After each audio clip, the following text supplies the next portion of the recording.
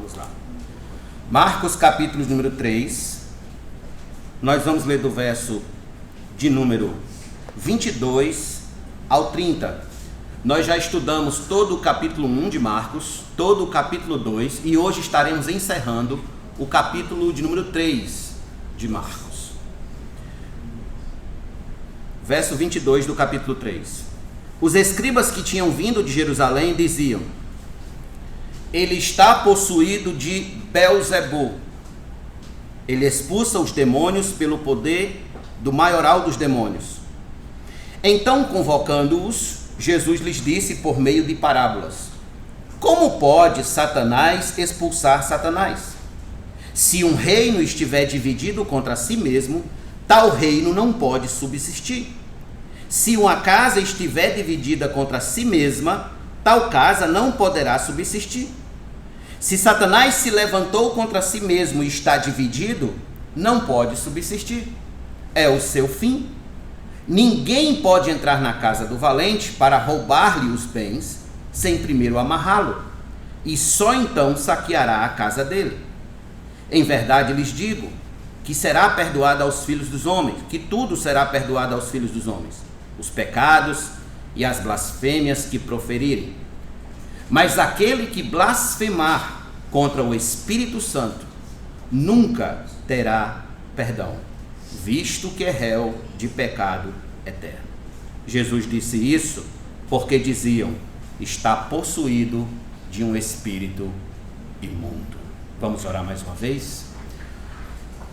Bendito Deus e Pai de nosso Senhor e Salvador Jesus Cristo, graças te dou por tuas misericórdias e bondades, porque o Senhor nos mantém vivos em tua presença. Muito obrigado por hoje amanhecermos crentes no Senhor. É sinal que o teu Espírito continua agindo em nossos corações. Muito obrigado por tua bondade. Te peço, fala aos nossos corações, ao meu coração e ao coração dos meus irmãos que aqui estão. E assim nos edifica por meio da tua palavra, em nome de Jesus. É o que nós te pedimos e te agradecemos, e todos nós digamos amém. Amém. Preste atenção.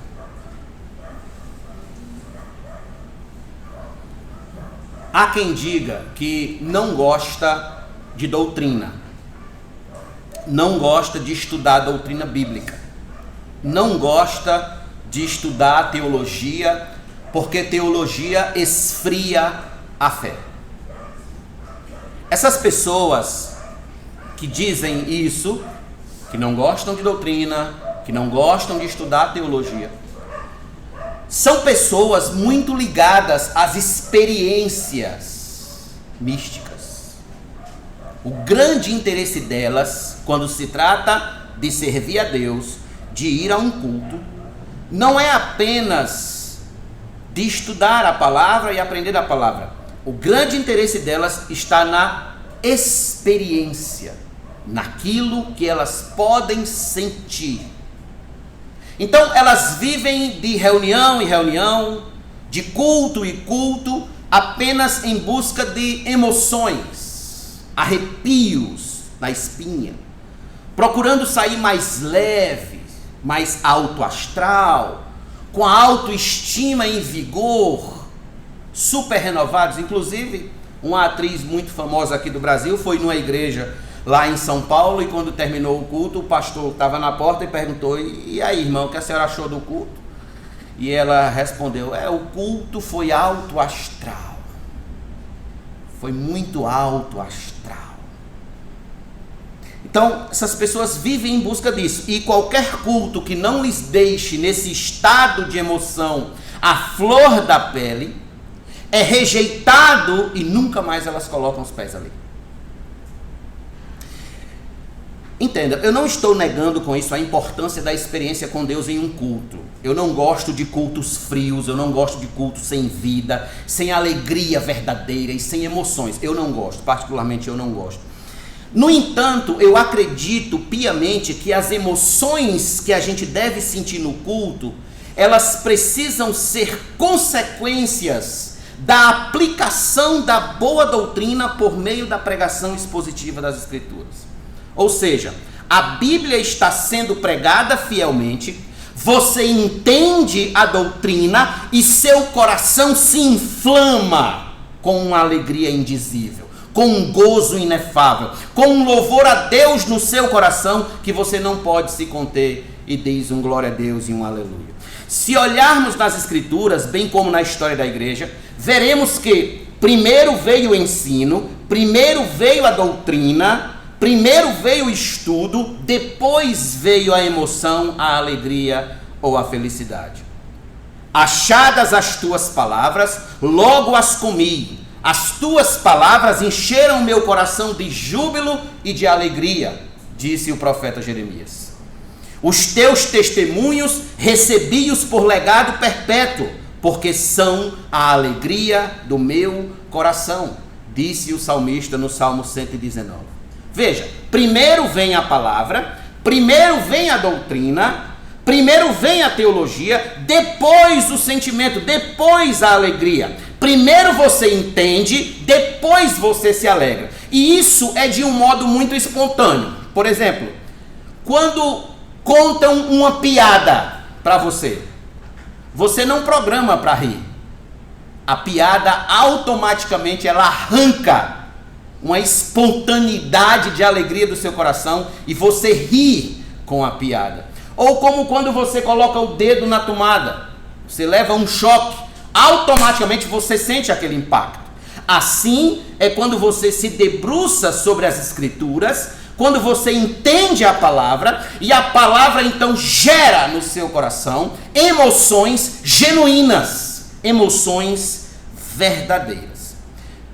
Na história da igreja, por exemplo, antes do grande avivamento nos dias de Jonathan Edwards, no século XVIII, houve um sermão que abalou as estruturas da soberba intelectual daquele povo, e eles se renderam, caíram no chão, chorando de arrependimento de pecados e buscando o perdão de Deus, e por fim veio a alegria do perdão. Irmãos, por que eu estou dizendo isso? Eu estou dizendo isso porque o texto que a gente acabou de ler é um daqueles textos que comumente não se prega a eles nos domingos nas igrejas. É um dos textos que as pessoas pulam, elas vão atrás de textos mais fáceis para poder manter a audiência fiel ali no culto. Todavia, esse é um texto muito necessário de se aprender e de se entender quem é cristão, quem é crente, quem é nascido de novo. Deixa eu fazer uma pergunta retórica aqui. Quem quer receber uma bênção hoje à noite? Levanta a mão comigo aí. Eu quero receber uma bênção. Todos nós queremos receber uma bênção, não é isso? Todo mundo quer sair daqui com uma bênção, né? Muito bem. Então, fique comigo até o final dessa mensagem e você vai receber a sua bênção. Tá certo?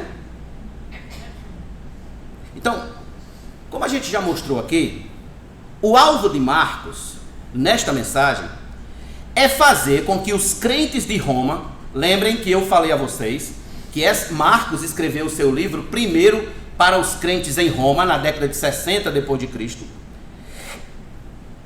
para que esses crentes conheçam a vida de Cristo e as obras de Cristo, para que saibam o que ele sofreu no lugar deles e recebam daí o consolo e o encorajamento espiritual necessário.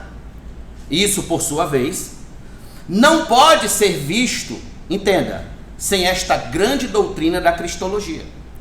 Quando você está estudando a vida de Jesus, você está estudando uma doutrina chamada cristologia, o estudo da pessoa de Cristo, o ensino sobre sua vida e obra. Portanto, um cristão que diz que não gosta de doutrina, nem de teologia, tal indivíduo é uma incoerência. Por quê? Porque é impossível você conhecer a Deus, é impossível você conhecer a Cristo, é impossível você conhecer ao Espírito Santo sem tocar no estudo da teologia propriamente dito. Pois bem, aqueles irmãos precisavam estudar a vida de Jesus, necessitavam de se debruçar sobre seus exemplos, a fim de seguirem os seus passos, precisavam ver como ele lidou com os dias bons e com os dias maus da vida. Precisavam ver, conhecer como ele lidou com os dias em que ele era aclamado e com os momentos em que ele era rejeitado. E esse texto, como a gente já estudou, do versículo 20 ao versículo 35, eles tratam de duas rejeições que Jesus sofreu. A primeira rejeição, no primeiro momento, nós observamos isso domingo passado, Jesus sofreu a rejeição no seu círculo mais fechado, na sua família. Os seus irmãos não criam nele e ainda foram até ele para prendê-lo. Agora nós vamos tratar da rejeição de Cristo no círculo mais amplo, nesse círculo mais aberto. E vamos extrair dessa rejeição algumas lições de advertências para que a gente não caia no pior de todos os pecados. No pior de todos os pecados. Então nós vamos observar alguns fatos que aconteceram nesse texto. Em primeiro lugar, anote aí, a acusação dos escribas contra Jesus. O primeiro fato que acontece aqui, a acusação dos escribas contra Jesus. Veja o versículo número 22 comigo, por favor. Os escribas que tinham vindo de Jerusalém diziam: ele está possuído de Belzebu. Ele expulsa os demônios pelo poder do maioral dos demônios. Observe, os escribas, já explicamos isso quando estávamos no capítulo 2, eram os mestres da lei. Eles montaram uma comitiva oficial e vieram de Jerusalém até onde Jesus estava, a fim de o acusarem, a fim de o difamarem. Dessa vez eles não estavam mais fazendo perguntas, como fizeram no capítulo 2. Agora é difamação direta, objetiva, contra a pessoa de nosso Senhor. Eles acusam Jesus dizendo que todos aqueles milagres, todas aquelas curas, todos aqueles sinais, todas aquelas maravilhas não são obras do poder de Deus, mas são obras de Belzebu, o maioral dos demônios. Quem é Belzebu, afinal? O nome Belzebu, ele não aparece em nenhum lugar do Antigo Testamento, apenas no Novo Testamento. E há algumas controvérsias entre os comentaristas sobre o seu significado. Uns dizem que significa o Senhor das Moscas. Outros dizem que significa Baal, o príncipe. E é bem possível que tenha esse último significado, Baal, o príncipe. Bem, o que temos aqui é que esse Belzebu é uma referência a Satanás, o príncipe dos demônios. Pois sim, eles estão dizendo que Jesus está cheio do poder de Satanás, que é por meio do poder do diabo que ele está operando todos aqueles milagres, e não pelo poder de Deus. Irmãos, pelo que a gente pode constatar, toda regra tem uma exceção, ou algumas exceções. Nem todos os escribas, nem todos os mestres da lei em Israel rejeitavam a Jesus. Haviam certos escribas, certos mestres da lei, que eles criam em Jesus. Eles acreditavam em Jesus. Por exemplo, abra sua Bíblia comigo em João capítulo 3. João 3. Só advertindo os irmãos que hoje nós vamos abrir bastante as escrituras. João 3, verso 1 e 2, depois o 10.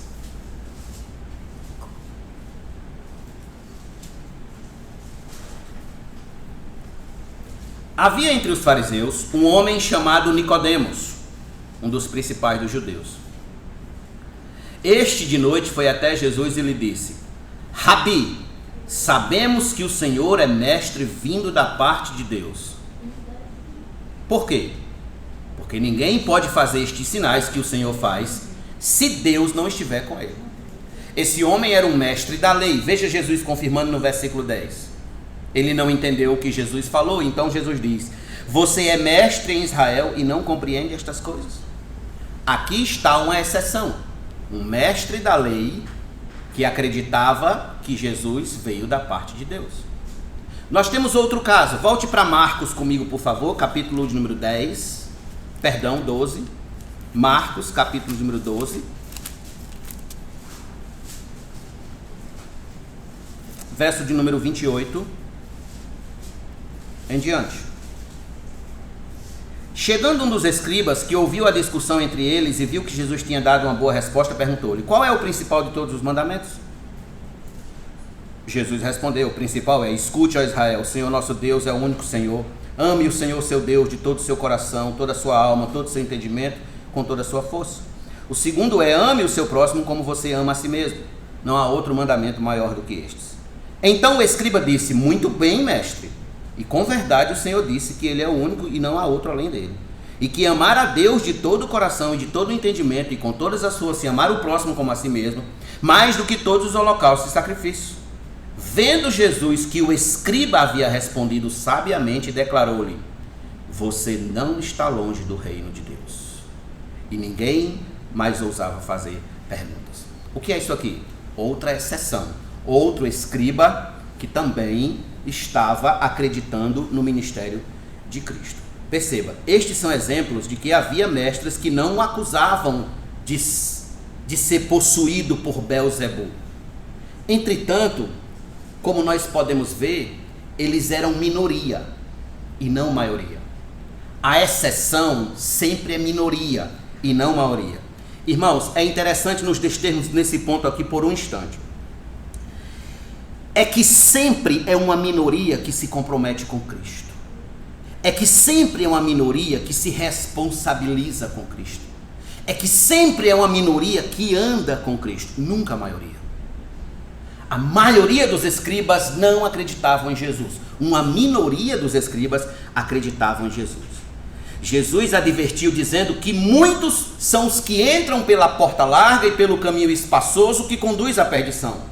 Mas poucos, veja essa palavra, são os que acertam com a porta estreita e com o caminho estreito que conduz à vida eterna. É sempre uma minoria. Sempre uma minoria.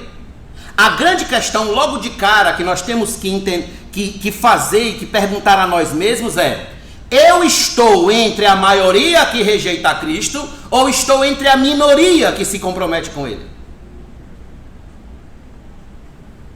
Você está entre a minoria que abraça a Cristo ou entre a maioria que rejeita a Cristo? Você está entre o maior grupo dos escribas ou entre o menor grupo dos escribas? Logo de cara, nós devemos ser surpreendidos por estas perguntas, que é sempre uma minoria que acredita em Jesus. Bem, mas tem outro detalhe importante aqui que devemos destacar. E esse é muito importante. É que as pessoas acreditam que se elas verem milagres, muitas curas, muitos sinais, maravilhas, elas vão crer em Cristo. E a história desses escribas apenas nos mostra que ver milagre, ver cura, ver sinal, ver maravilha, não produz fé. Como assim, pastor? Não produz fé. Vejam esses escribas. Essa comitiva chegou. Eles já estavam sabendo de tudo o que estava acontecendo ali. Que Jesus estava curando, expulsando demônios, que coxo estava voltando a andar, que surdo estava voltando a ouvir, que cego estava voltando a ver, que mudo estava voltando a falar. Mas veja a reação deles. Eles não creram em Jesus. Pelo contrário, eles os acusaram de estarem fazendo aquilo, não no poder de Deus, mas no poder de Satanás. No poder do inimigo de nossas almas. Irmãos, aqui é onde mora o perigo da incredulidade. Muita gente diz: se eu ver um milagre, eu creio. O escriba viu o milagre e não creu. Muita gente diz: se eu ver uma cura, se tão somente eu tiver uma prova cabal, se eu tiver uma evidência inconteste, eu creio que Jesus é Filho de Deus e viverei para Ele. No entanto, meu caro amigo, não é assim que funciona.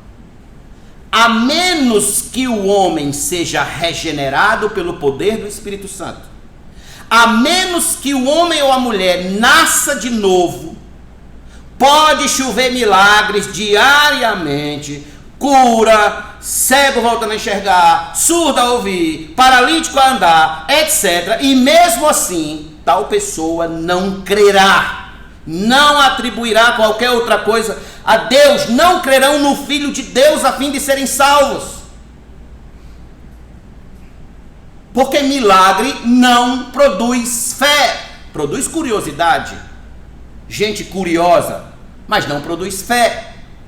E eu posso provar para vocês nas escrituras, além dos escribas. Eu posso mostrar a vocês alguém que viu um milagre acontecendo. Aliás, algumas pessoas que viram o milagre acontecendo e não creram em Jesus e não creram em Deus. Por exemplo, abra sua Bíblia comigo em Êxodo, capítulo número 7, por favor. Êxodo 7.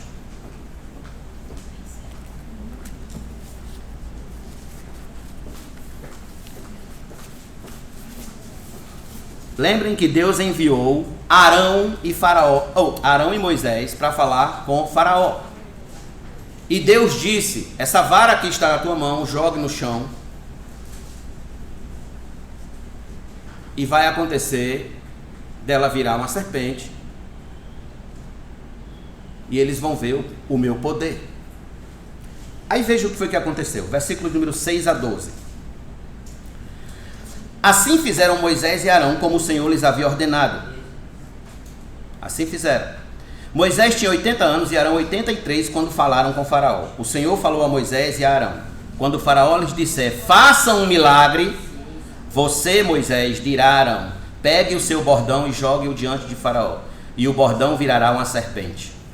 Então Moisés e Arão foram até Faraó e fizeram como o Senhor lhes havia ordenado. Arão jogou o seu bordão diante de Faraó e diante dos seus oficiais, e ele virou uma serpente. Faraó, porém, mandou vir os sábios e encantadores, e eles, os sábios do Egito, fizeram também o mesmo com as suas ciências ocultas, pois cada um deles jogou o seu bordão, e eles viraram serpentes, mas o bordão de Arão devorou os bordões deles. Agora veja, verso 13. No entanto, o coração de Faraó se endureceu e não os ouviu como tinha dito. O milagre não produziu fé.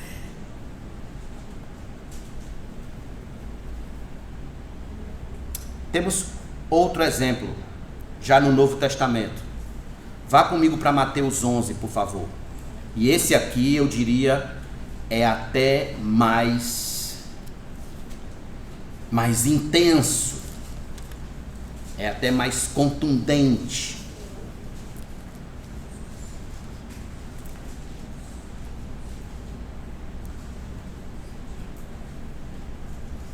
Verso de número 20 em diante. Mateus 11, verso de número 20 em diante. Então Jesus começou a repreender as cidades nas quais ele tinha feito muitos milagres, pelo fato de não terem se arrependido. Ai de você, Corazim, ai de você, Betsaida, porque se em Tiro e em Sidom se tivessem operado os milagres que foram feitos em vocês, há muito que elas teriam se arrependido com pano de saco e cinza. Mas eu digo a vocês, no dia do juízo haverá menos rigor para Tiro e Sidom do que para vocês. Verso 23. E você, Cafarnaum, olha, onde Jesus iniciou o ministério dele, pensa que será elevada até o céu? Será jogada no inferno.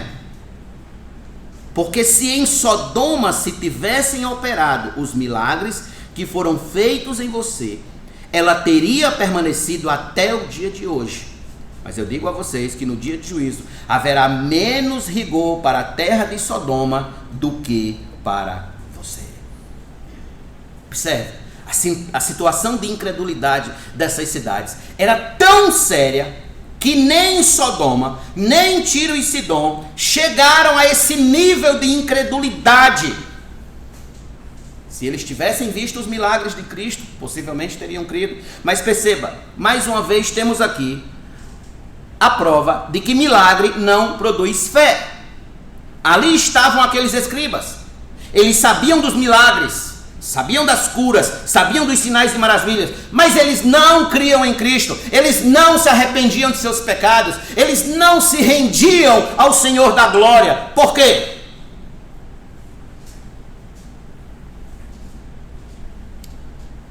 Porque eles tinham uma doutrina errada de Cristo. Eles tinham um conceito errado de Cristo. Eles tinham uma perspectiva errada de Cristo. Para eles, Cristo não estava com o Espírito Santo. Para eles, Cristo estava com Belzebu. Isso é ter uma perspectiva errada de Cristo. Quando não gostamos de doutrina bíblica, quando corremos longe de estudar a palavra de Deus, nós corremos o sério risco de negar o Salvador e adorar uma ilusão. Era isso que aqueles escribas estavam fazendo, negando o Salvador e adorando uma ilusão. É o que muitos estão fazendo hoje, superlotando igrejas e templos, adorando não o Cristo da Bíblia, mas uma ilusão. Querer o milagre, buscar o milagre é uma coisa. Outra totalmente diferente é querer Cristo. Buscar Cristo, render-se a Cristo como nosso Senhor e Salvador, tê-lo como nosso maior tesouro. Podemos até ver milagres, mas se Cristo não for o nosso maior tesouro, se não tivermos o entendimento correto da pessoa de Cristo, nós continuaremos incrédulos, descrentes na sua pessoa. Se não estamos buscando a Cristo, querendo a Cristo acima de tudo, então nosso coração está feito o coração daqueles escribas, endurecidos para crer nele, endurecido para se render a ele, endurecido para amá-lo acima de todas as coisas. Endurecido.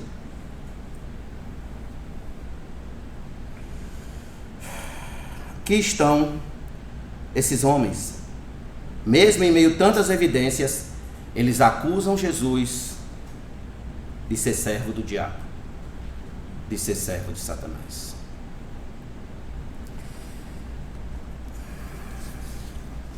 Não espere ver milagre para você crer em Jesus.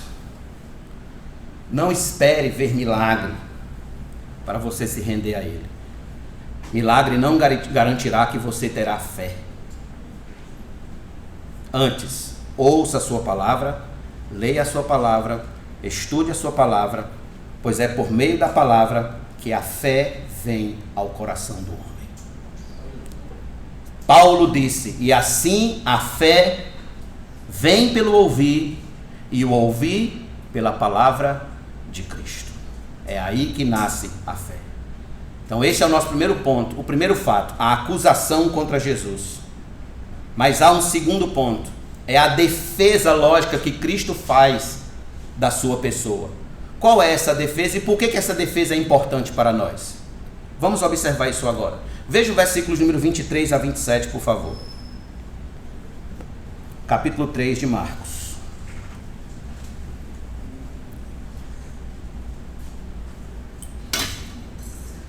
Verso 23 a 27. Então, convocando-os, Jesus lhes disse por meio de parábolas: como pode Satanás expulsar Satanás? Se um reino estiver dividido contra si mesmo, tal reino não pode subsistir. Se uma casa estiver dividida contra si mesma, tal casa não poderá subsistir. Se Satanás se levantou contra si mesmo e está dividido, não pode subsistir. É o seu fim. Ninguém pode entrar na casa do valente para roubar-lhe os bens, sem primeiro amarrá-lo, e só então saqueará a casa dele. Só até aqui por enquanto. Preste atenção. O campo de estudo da lógica diz o seguinte: uma coisa não pode ser e ser ao mesmo tempo.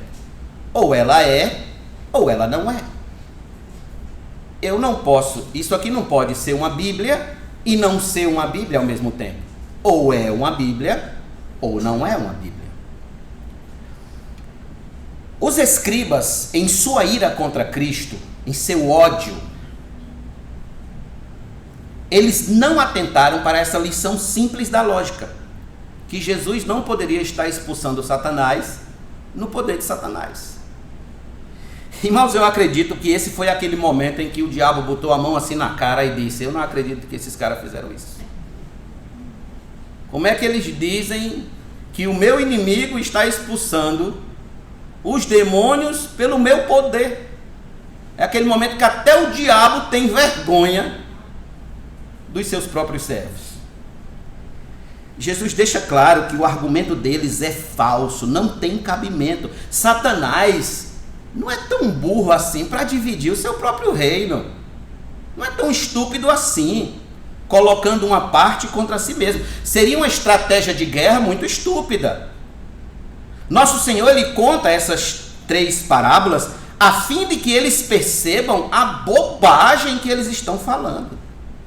Jesus diz que o valente está sendo amarrado para que sua casa seja saqueada. Então, seria ilógico o próprio valente ordenar que seja amarrado para que os seus bens sejam roubados.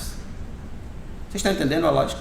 É como se eu chegasse para o ladrão e dissesse: olhe, me sequestre, vá na minha casa, roube todos os meus bens. É como se eu estivesse dizendo isso, eu mesmo dando autorização para o ladrão fazer isso comigo. Então, o valente amarrado aqui é o próprio diabo, é o próprio Satanás. Alguns usam esse texto para fundamentar uma doutrina escatológica chamada milenismo, de que nós já estamos vivendo o milênio e que o diabo já está amarrado. Eu não creio assim. Eu não acredito assim. Basta que você assista os jornais ou leia as notícias do dia e você verá que o diabo não está totalmente amarrado, como se diz. Ele continua agindo e fazendo o mal neste mundo. O propósito desse texto não é tratar do milênio, de amilenismo ou coisas do tipo. Não. O propósito desse texto é mostrar que o reino de Deus chegou com poder sobre a terra. Que agora o poder de Cristo estaria disponível para a sua igreja contra as ações e ciladas do diabo, do seu maior inimigo, que é o diabo. Irmãos, lembrem, quando Jesus enviou os 12, aliás, quando ele chamou os 12 e os enviou, ele descreveu o tipo de poder que os acompanharia na missão. Que poder foi esse? Você está em Marcos 3? Pois veja o versículos número 14 e 15. Então Jesus designou 12, aos quais chamou de apóstolos, para estarem com ele e para os enviar a pregar. Agora veja o 15. E a exercer a autoridade de expulsar demônios. Em outras palavras, os discípulos de Cristo também fariam parte dessa guerra espiritual, onde o diabo perderia domínio sobre este mundo, sobre partes deste mundo e sobre as pessoas a quem Cristo quisesse libertar. Veja, este é o ponto. Qual é o ponto aqui, pastor? O ponto é que foi dado ao diabo certo domínio sobre este mundo, certo domínio sobre as pessoas deste mundo, e Cristo veio exatamente para tirar esse poder e esse domínio do diabo sobre essas pessoas e sobre este mundo. Por exemplo, abra sua Bíblia na 2ª carta de Paulo aos Coríntios. 2ª carta de Paulo aos Coríntios. Os apóstolos escreveram mostrando que o diabo tem certo domínio e certo poder sobre este mundo.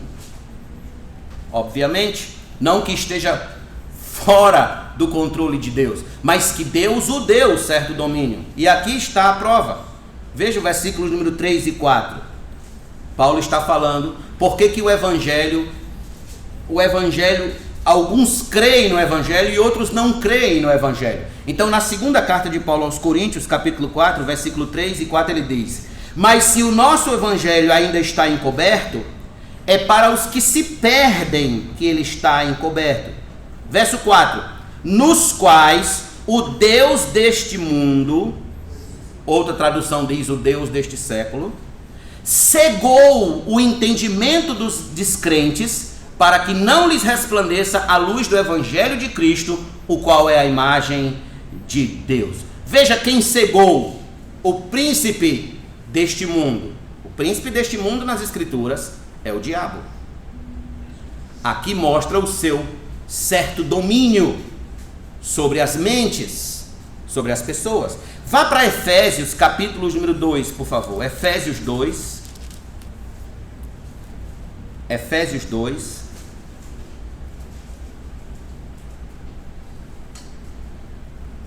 versículos número 1 e 2.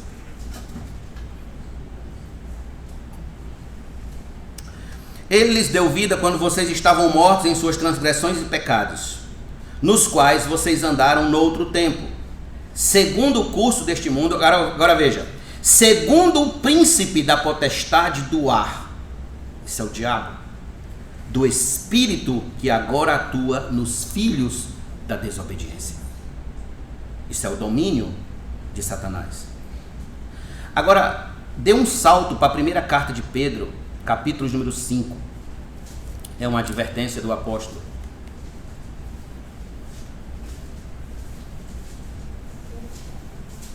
Primeira Pedro 5, verso de número 8.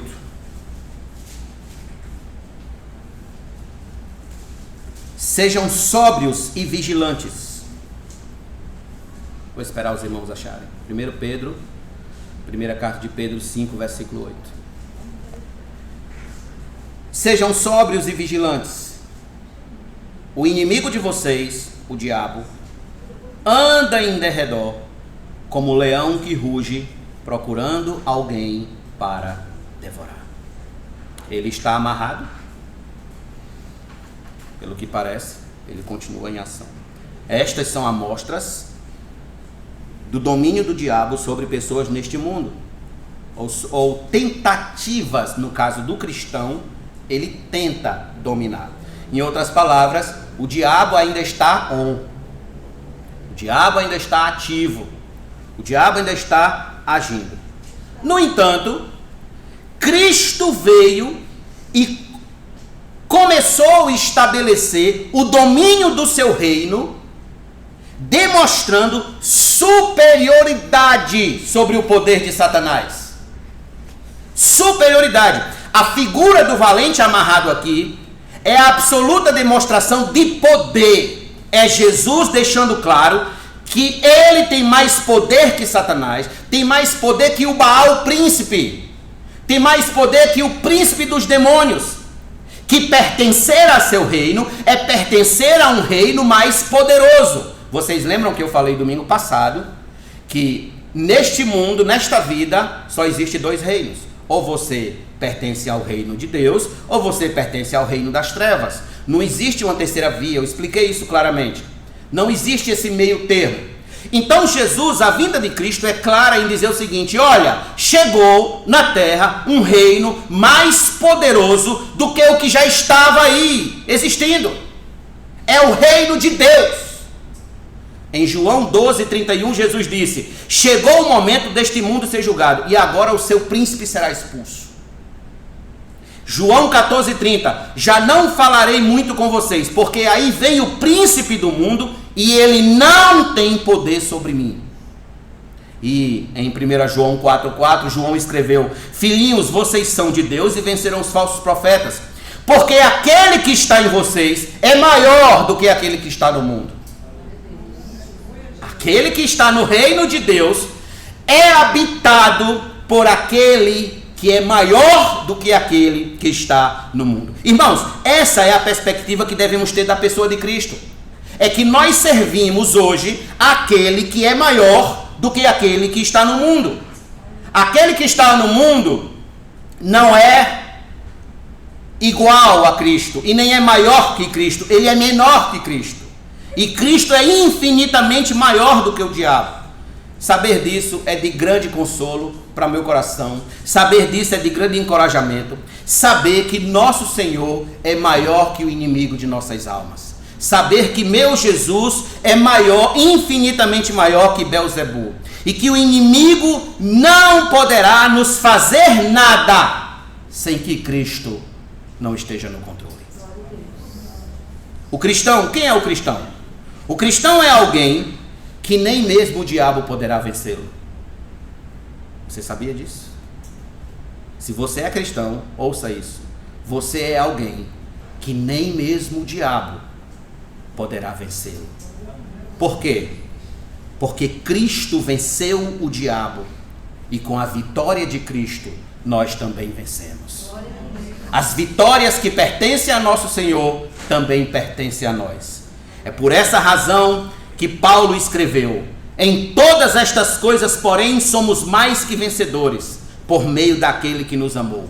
Porque eu estou bem certo de que nem a morte, nem a vida, nem os anjos, nem os principados, nem as coisas do presente, nem as do porvir, nem os poderes, nem a altura, nem a profundidade, nem qualquer outra criatura poderá nos separar do amor de Deus que está em Cristo Jesus nosso Senhor.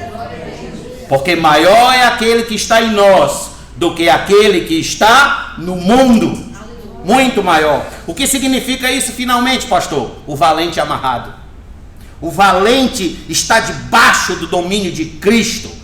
O valente não tem mais domínio sobre o cristão. O cristão não mais lhe pertence. O cristão é de Cristo. Cristo é o seu dono. Cristo é o seu Senhor neste mundo. Nada poderá separar mais o cristão de Cristo. Um dia as nossas almas estavam lá presa, escrava, debaixo das garras de Satanás. Um dia nós estivemos lá subjugados por aquele senhor maldito, por aquele senhor terrível, mas Cristo veio por meio da sua palavra e nos salvou para a glória e honra do seu nome. Nos resgatou, nos tirou debaixo daquele domínio terrível e nos fez assentar entre os príncipes da sua casa. O que é isso? O valente foi amarrado e nós fomos tomados do inimigo de nossas almas.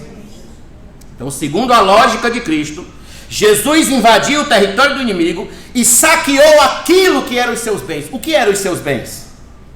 O que eram os seus bens? Que diz aqui na parábola. Irmãos, eu não vejo outra coisa a não ser que os bens os quais Cristo saqueou eram as almas dos eleitos. Cristo foi até os domínios do diabo e saqueou, tomou de Satanás as almas dos seus filhos, as almas do seu povo. E é por isso que nós estamos aqui. O apóstolo Paulo descreveu bem o poderio de Cristo sobre Satanás quando disse em Atos 26, 17 e 18, se você quiser ler junto comigo. Em Atos 26, 17 e 18, Paulo explicando a sua missão ao rei. Paulo disse o que o Senhor tinha lhe dito. Paulo contando a sua conversão. Levante-se e fique em pé. Eu apareci a você para constituí-lo ministro e testemunha tanto das coisas em que você viu como daquelas quais ainda lhe aparecerei.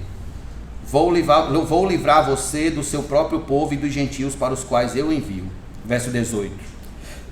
Para abrir os olhos deles e convertê-los das trevas para a luz e do poder de Satanás para Deus, a fim de que eles recebam remissão de pecados e herança entre os que são santificados pela fé em mim. Veja o que aconteceu com você. Você estava debaixo do poder de Satanás. Jesus abriu seus olhos e hoje você pertence a Cristo Jesus, nosso Senhor. Aquele que ressuscitou, como se comemora no dia de hoje. É isso que a igreja faz. Quando a igreja prega o evangelho, quando você está evangelizando alguém, você está invadindo o território do inimigo. E o poder de Cristo está indo ali, através da sua vida, amarrando o valente, tomando aquela alma de volta para Deus. Esta é a defesa de Cristo, irmão, que seu reino é bem mais poderoso do que o reino do diabo. E aquele que está no seu reino, está num reino muito mais poderoso do que o reino do diabo. Logo, o argumento dos escribas não faz qualquer sentido. Como alguém pode expulsar Satanás pelo poder do próprio Satanás? Não pode. Para expulsar Satanás, tinha que ser mais poderoso do que Satanás. E Jesus é mais poderoso do que Satanás. Mas há um terceiro e último fato a respeito desse texto, que eu diria é o mais importante. E é aqui onde está a bênção. A bênção que você tanto levantou a mão. Teve gente que levantou a mão bem alto, que quer receber uma bênção hoje à noite. É aqui onde está a bênção. Veja o verso de número 28 a 30. Em verdade lhes digo que tudo será perdoado aos filhos dos homens, os pecados e as blasfêmias que proferirem. Mas aquele que blasfemar contra o Espírito Santo nunca terá perdão, visto que é réu de pecado eterno. Jesus disse isto porque dizia: está possuído de um espírito imundo. Esse é um dos textos mais difíceis de toda a Bíblia.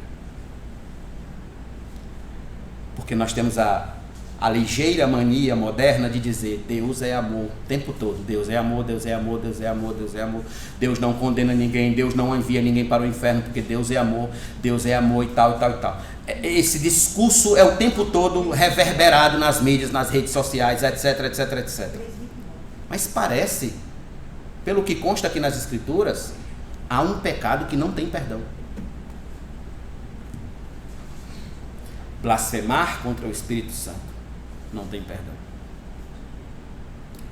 Os escribas foram longe demais, cometeram um pecado imperdoável e se tornaram réu de pecado eterno. Inclusive no texto paralelo a esse, lá em Mateus capítulo 12, versículo 32, Jesus até chega a dizer: olha, se a blasfêmia fosse contra o Filho do Homem, teria perdão, mas contra o Espírito Santo não tem perdão. Engraçado até porque os escribas, eles não falaram o nome do Espírito Santo. Vocês perceberam? Eles em momento algum disseram o nome do Espírito Santo. Mas eles atacaram o Espírito Santo enquanto fonte do poder de Cristo, o qual é o Espírito Santo. Cristo foi ungido pelo Espírito Santo no seu batismo. Foi enchido, o Espírito de Deus desceu sobre Cristo e habitava em Cristo. Aliás, habita. Mas veja comigo aqui, por favor, capítulo 1, versículo número 10. Sobre o batismo de Cristo. Logo ao sair da água, Jesus viu os céus se abrindo e o Espírito descendo como pomba sobre ele. Aqui está a evidência de que a fonte do poder de nosso Senhor não era Belzebu, mas o Espírito de Deus. O pecado imperdoável, portanto, constitui-se em atribuir a obra de Cristo realizada pelo poder do diabo e não no poder do Espírito de Deus. Certo, pastor, mas e aí? É possível cometer esse pecado hoje? Deixa eu repetir isso aqui, olha, para você entender. O pecado imperdoável constitui-se em atribuir a obra de Cristo realizada pelo poder do diabo e não no poder do Espírito Santo. Era isso que os escribas estavam fazendo.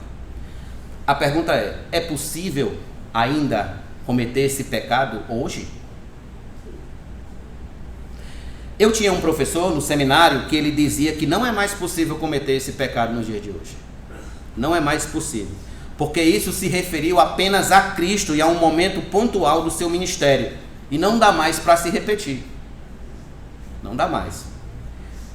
Bem, o ponto que nós devemos levantar na advertência de Cristo não é somente se é possível cometer o pecado contra o Espírito Santo, mas sim se é apenas dessa maneira que se blasfema contra o Espírito Santo.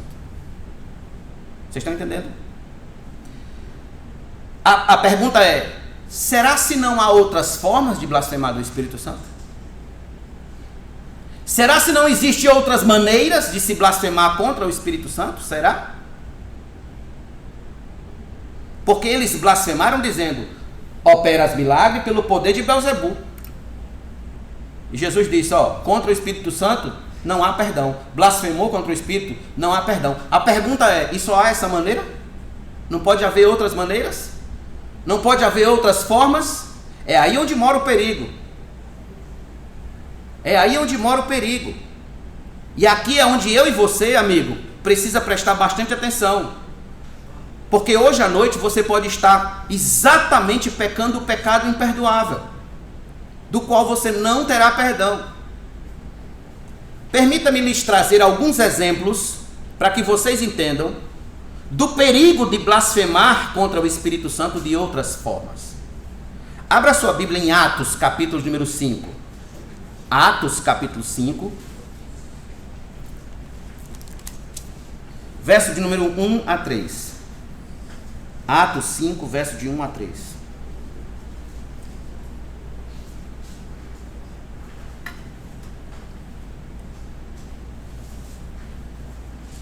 verso de 1 a 3. Entretanto, certo homem chamado Ananias, com sua mulher Safira, vendeu uma propriedade, mas reteve uma parte do dinheiro, e Safira estava ciente disso. Levando o restante, depositou aos pés dos apóstolos. Então Pedro disse: Ananias, por que você permitiu que Satanás enchesse o seu coração? Para que você mentisse ao Espírito Santo, retendo parte do valor do campo. Só até aí. Preste atenção. Quem encheu o coração deles? Satanás. O que eles fizeram contra o Espírito Santo? Mentiram. O que é a mentira? A mentira, ela é uma forma de desrespeito com quem merece a verdade. Pergunto, não seria uma forma de blasfemar da onisciência do Espírito Santo, mentindo contra o Espírito Santo, ao Espírito Santo? O Espírito Santo merecia a verdade, e eles mentiram ao Espírito Santo. Sabe o que é isso? Blasfêmia contra a onisciência de Deus.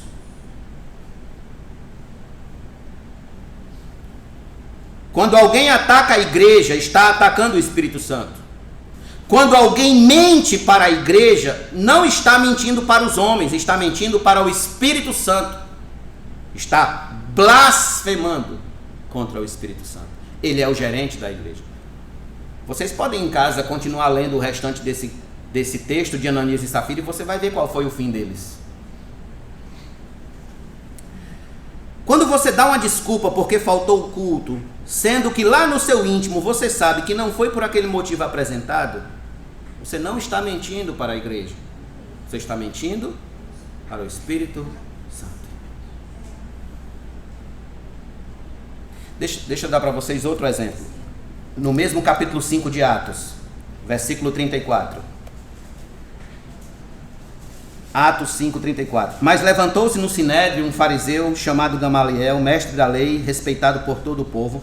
Mandou que os apóstolos fossem levados para fora por um momento. Então disse ao sinédrio: israelitas, tenham cuidado com o que vão fazer a estes homens. Lembrem que aqui os apóstolos estavam presos. Porque algum tempo atrás se levantou Teudas, dizendo ser alguém muito importante, o qual se juntaram cerca de 400 homens, mas ele foi morto, e todos que lhe obedeciam se dispersaram e foram reduzidos a nada. Depois desse levantou-se Judas, o Galileu, nos dias do recenseamento, e levou muitos consigo. Também este foi morto, e todos os que lhe obedeciam foram dispersos. Neste caso de agora, ou seja, no caso de Jesus, digo a vocês, não façam nada contra esses homens, deixem que vão embora, porque se este plano ou esta obra vem de homem, será destruída. Mas se vem de Deus, vocês não poderão destruí-la.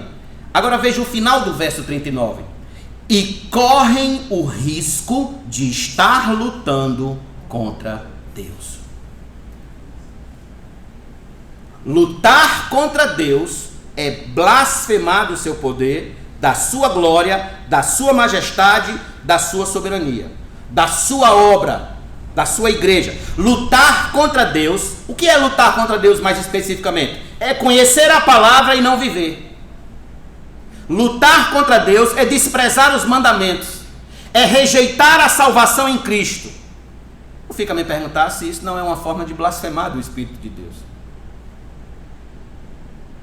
Reflita. Os escribas, ao rejeitarem Jesus, não estavam lutando contra homens, estavam lutando contra Deus. Todo homem que rejeita Jesus, ele está lutando contra Deus, e isso é muito perigoso.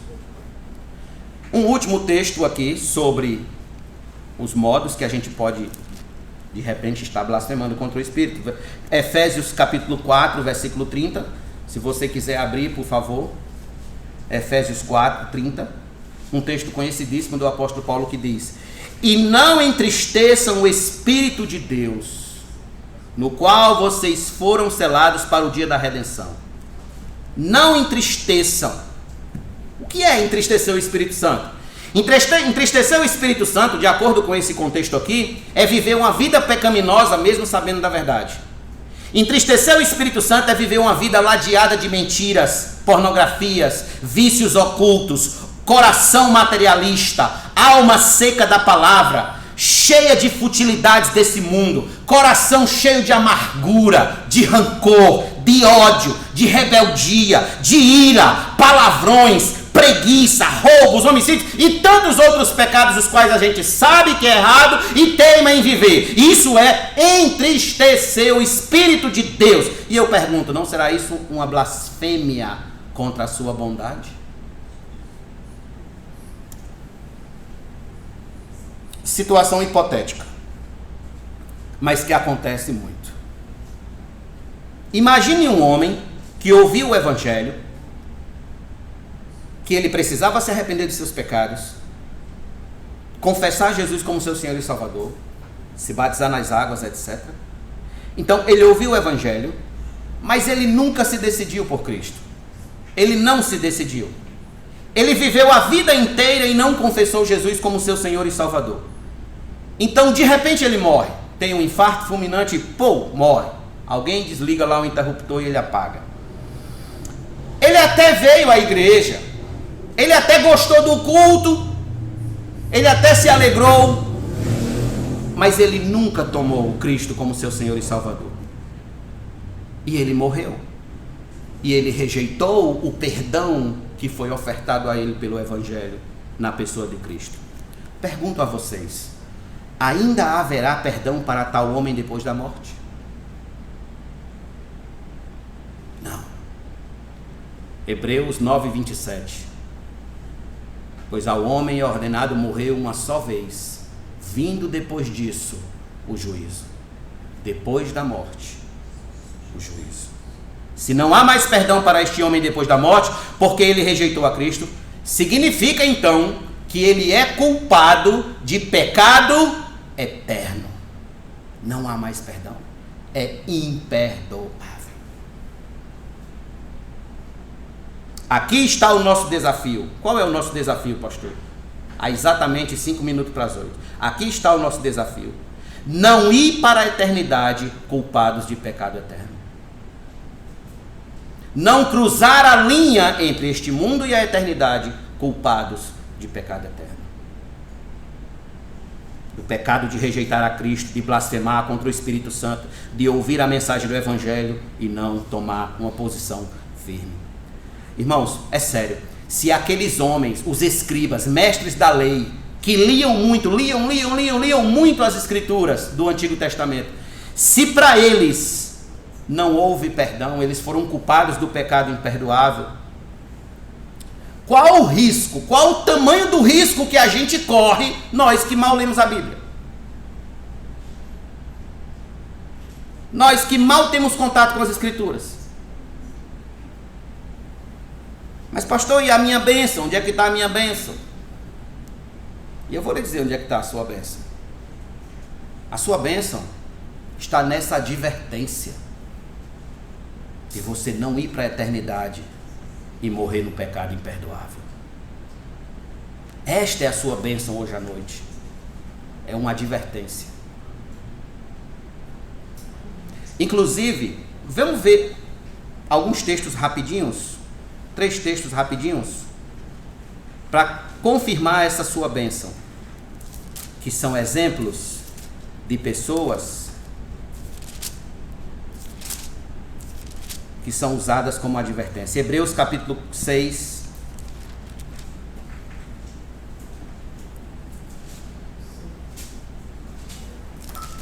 verso 4 a 6. Esse texto está aqui como advertência.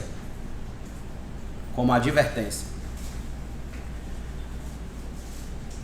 Verso 4. É impossível, pois, que aqueles que uma vez foram iluminados, provaram o dom celestial, se tornaram participantes do Espírito Santo, provaram a boa palavra de Deus e os poderes do mundo vindouro, e caíram, versículo 5 agora, e caíram, sim, é impossível outra vez renová-los para arrependimento, visto que de novo estão crucificando para si mesmos o Filho de Deus e expondo a zombaria, ou a ignomínia, como diz outra tradução, ou a vergonha.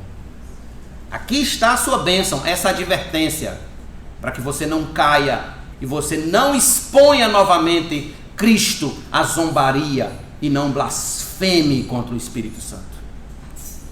Agora veja capítulo 10 de Hebreus, verso de número 26.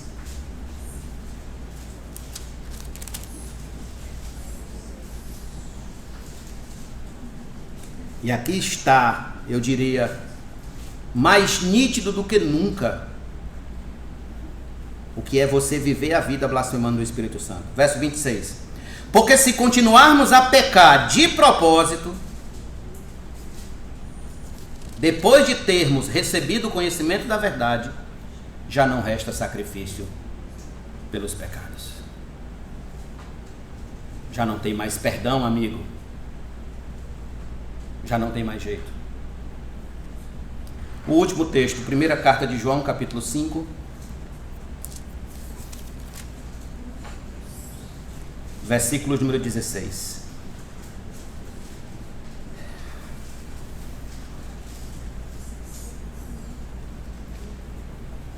Se alguém vê o seu irmão cometer pecado que não leva à morte, pedirá e Deus dará vida a esse irmão. Isso aos que cometem pecados que não levam à morte. Há pecado que leva à morte, e por isso não digo que se deva pedir. Blasfemar contra o Espírito Santo, a ideia aqui de João é a seguinte: há pecados que são perdoáveis, mas há um pecado que não adianta nem você pedir. Ele é imperdoável. E blasfemar contra o Espírito Santo é um pecado imperdoável. Eu conheço um homem, então, antes disso, o pecado que leva à morte é isso, é o pecado consciente de rebeldia obstinada contra Deus. Rebeldia obstinada. Como assim, pastor? Eu conheço um homem que sempre que tem oportunidade, ele fala mal de Cristo. E ele usa palavrões mesmo contra Cristo.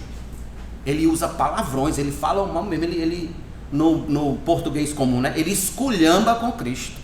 Chama Cristo das piores coisas. Zomba de Cristo publicamente. Inclusive a namorada dele diz que fica até com vergonha quando ele começa. Depois eu descobri que ele era afastado do Evangelho. Lembram de Hebreus capítulo 6? Até provaram certas alegrias, mas caíram. É o pecado que leva à morte. Mas há homens também que ficam só em cima do muro. Eles nunca tomam uma posição, Isso também é rebeldia obstinada. Não se iluda. Isso é rebeldia obstinada.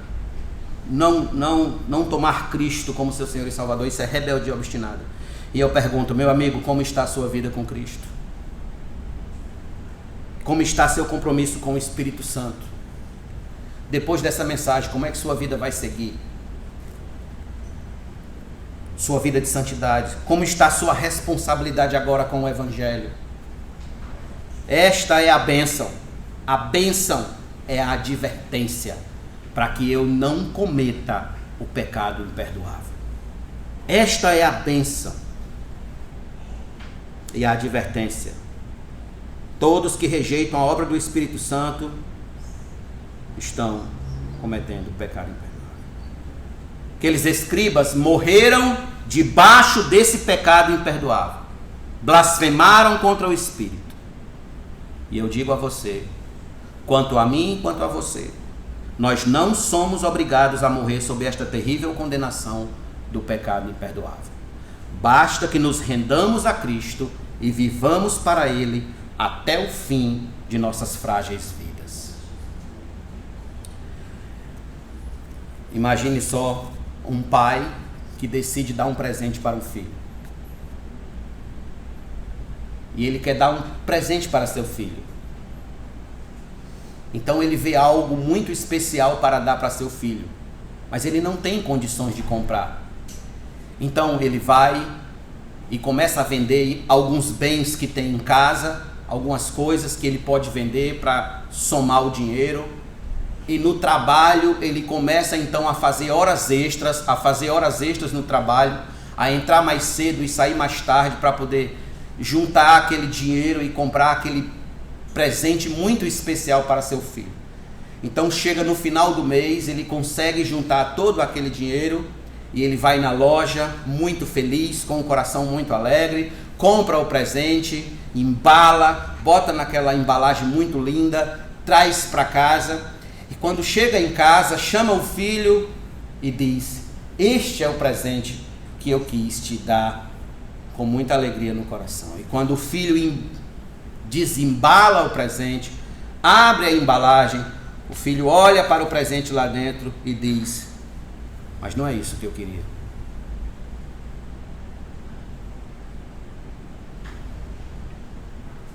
Não era isso que eu queria. Não significa nada para mim esse presente. Mais ou menos isso, o pecado imperdoável.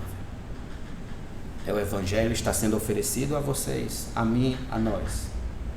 E a gente diz para Deus: não é isso que eu queria. Isso não significa nada para mim. Quanta ingratidão, hein? Vamos ficar de pé, vamos orar.